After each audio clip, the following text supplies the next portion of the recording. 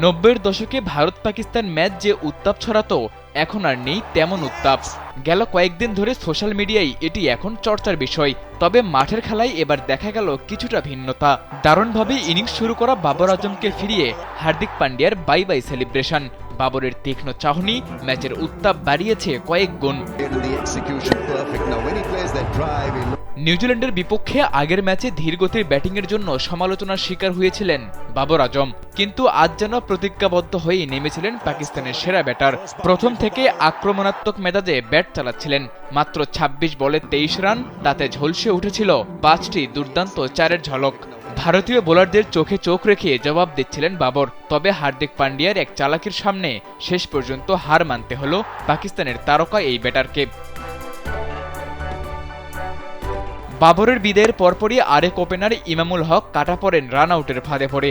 পাকিস্তানের ইনিংসে তখন নামতে থাকে ঘোর অন্ধকার। তখনই আশার প্রদীপ জ্বালিয়ে রাখেন সাউদ শাকিল আর মোহাম্মদ রিজওয়ান। দুই ব্যাটারের ১৭ রানের জুটিতে পাকিস্তান দারুণভাবে ফিরে আসে ম্যাচে। তবে ওই যে ক্রিকেটের প্রতিটা মুহূর্তে লুকিয়ে থাকে রোমাঞ্চ।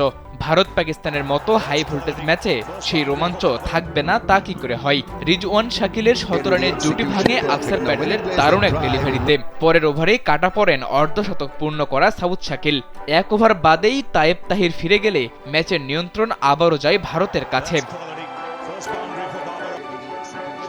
শেষ দিকে দলের রান বাড়ানোর কাজ করেন খুশদিল শাহ।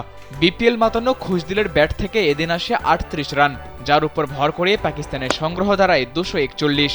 বাংলাদেশকে ৬ উইকেটে হারানো ভারতের সামনে ২৪২ রানের এই লক্ষ্যও বড় হতে পারে যদি পাকিস্তানের বোলাররা দেখাতে পারে নিজেদের চেনা ফর্ম। সাদাতুর রাফি, কালবেলা।